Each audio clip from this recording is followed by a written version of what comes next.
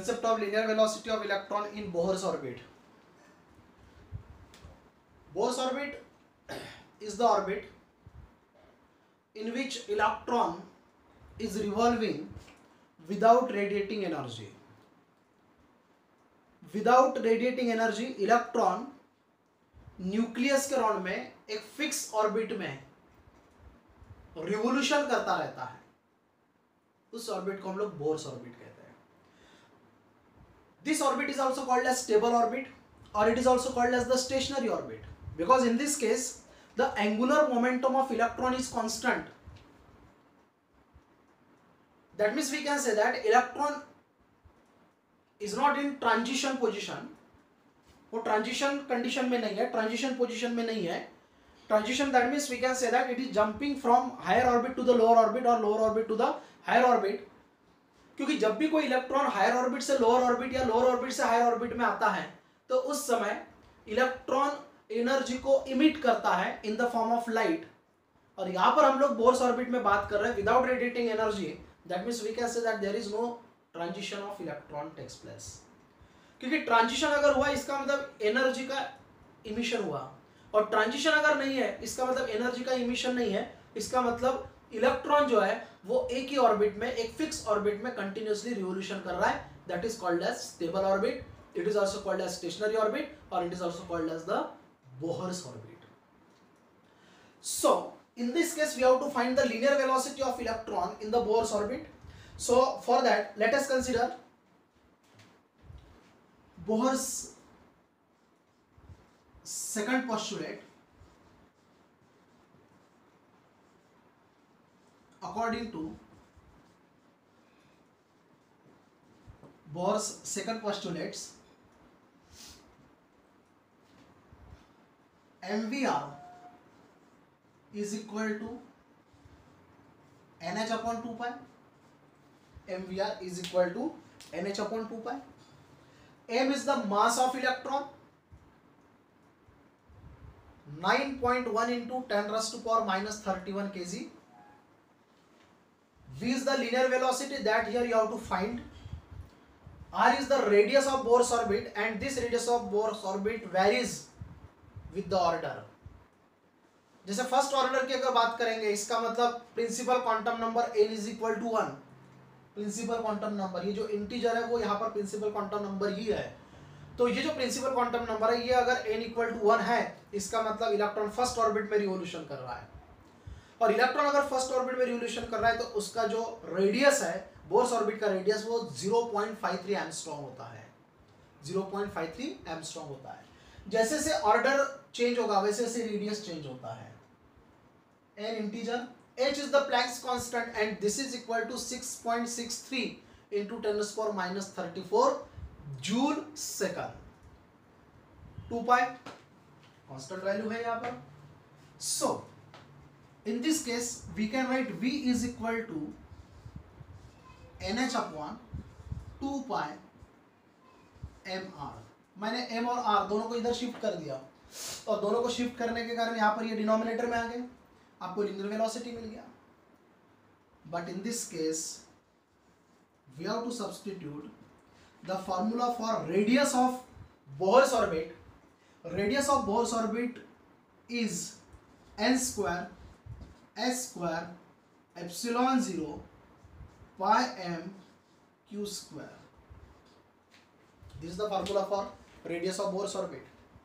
Again n integer that means it is the principal quantum number. यहाँ पर ये principal quantum number है. h Planck's constant 6.63 into 10 raised to power minus 34 joule second. Epsilon 0 is called as the permittivity of air or permittivity of vacuum or it is also called as free space and its value is 8.85 into 10 raised to power minus 12 coulomb square upon nm square. That means c square upon nm square. Pi 3.14. m mass of electron and mass of electron again 9.1 into 10 raised to power minus 31 kg and q is the charge of electron. It is 1.6 into 10 raised to power minus 19 coulomb. Now substituting r in this formula you will get v is equal to n in numerator 2 pi m is in denominator and formula for r is n square s square epsilon 0 pi m q square. ये हो गया. Now pi m q square is shifted in numerator. So v is equal to numerator में already यहाँ पर NH है, आप pi m q square को numerator में लेकर जा रहे हो, divided by 2 pi m is in denominator, n square s square epsilon 0, n square s square epsilon 0.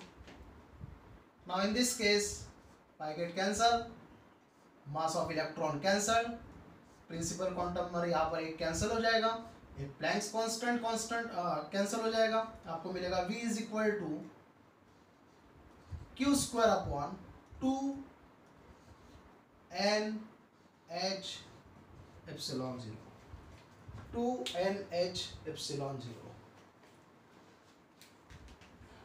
mvr is equal to nh upon 2 pi, m और r को shift कर दिया यहाँ पर, then r is equal to radius is equal to होता है n square s square epsilon 0 upon pi m q square. इस r के फार्मूला को यहाँ पर पुटअप कर दिया, then nh remains as it is, 2 pi m remains as it is, n square s square epsilon 0 upon pi m q square. इसमें pi m q square जो है वो न्यूमरेटर में जाएगा, सो nh एज इट इज रहेगा, पाई m q square numerator में चला गया, डिनोमिनेटर में 2 पाई m और ये n square s square epsilon 0. इसमें से पाई कैंसिल हुआ, m कैंसिल हुआ, एक n कैंसिल हुआ, एक h कैंसिल हुआ, you will get q square upon 2nh epsilon 0 is the formula for linear velocity. ये लीनियर वेलोसिटी का फार्मूला हुआ. लेकिन बात यहाँ पर नहीं रुकेगी, because in this case we have to show the relation of linear velocity of electron with the principal quantum number. मतलब अगर समझ लो इलेक्ट्रॉन सेकंड ऑर्बिट में घूम रहा है तो उस वक्त उसका लीनियर वेलोसिटी क्या होगा, अगर वो थर्ड में घूम रहा है तो लीनियर वेलोसिटी क्या होगा, क्या हो सकता है, what is the relation with the order of orbit और we can say principal quantum number. क्योंकि फर्स्ट ऑर्बिट में, सेकंड ऑर्बिट में, थर्ड ऑर्बिट में, फोर्थ ऑर्बिट में, फिफ्थ ऑर्बिट में एंड सो ऑन, जैसे इलेक्ट्रॉन अपने ऑर्बिट को चेंज करेगा लीनियर वेलोसिटी भी चेंज होगा, and this relation we have to find here. So this formula can be written as for nth Bohr's orbit. This formula is written as Vn is equal to q square upon 2 n h epsilon 0. ये formula किसके लिए हुआ, तो nth Bohr's orbit के लिए हुआ. पर relation कहाँ आया, तो रिलेशन अब आएगा, this formula can be written as Vn is equal to q square upon twice h epsilon 0 and this is multiplied with 1 upon n. This is multiplied with 1 upon n. So in this case this q square upon 2h epsilon 0 is constant और ये constant होने के कारण Vn is inversely proportional to n हो जाएगा, and this is the relation between linear velocity and principal quantum number. That means in this case there is linearity between linear velocity and the principal quantum number. linearity मतलब किस प्रकार से, inverse relation में है, तो यहाँ पर जैसे जैसे यहाँ पर प्रिंसिपल क्वांटम नंबर चेंज होगा उसके इनवर्सली लीनियर वेलोसिटी चेंज होगा. मतलब अगर फर्स्ट ऑर्बिट की बात की जाए तो लीनियर वेलोसिटी ज्यादा होगा, ऑर्डर जैसे जैसे यहाँ पर बढ़ता जाएगा वैसे से लीनियर वेलोसिटी कम होते जाएगा. मतलब अगर हम फर्स्ट और फिफ्थ ऑर्बिट की बात करेंगे तो फर्स्ट ऑर्बिट में लीनियर वेलोसिटी ज्यादा होगा और फिफ्थ ऑर्बिट में लीनियर वेलोसिटी कम होगा, क्योंकि ऑर्डर बढ़ा लीनियर वेलोसिटी कम होगा. So in this way we can explain the relation between linear velocity and the principal quantum number. Thank you.